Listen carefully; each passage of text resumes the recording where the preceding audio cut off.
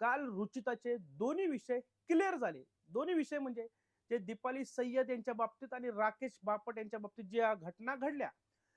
काल तन्वीनी सरळ-सरळ सांगितलं, की या गोष्टींमध्ये दीपाली सय्यद यांची चूक होती. दीपाली सय्यद या रुचिताला पोक करत होत्या, तिला डिवचत होत्या. नंतर रुचिताने सुद्धा त्यांना डिवचलं. त्यांना काय-काय, नाही-नाही ते बोललं.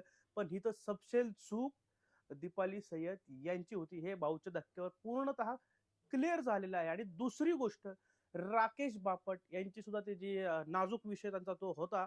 तो नाजूक विषय सुद्धा क्लिअर झालेला आहे. भाऊंनी सांगितलं, की आम्ही फुटेज वगैरे पाहिलेलं आहे.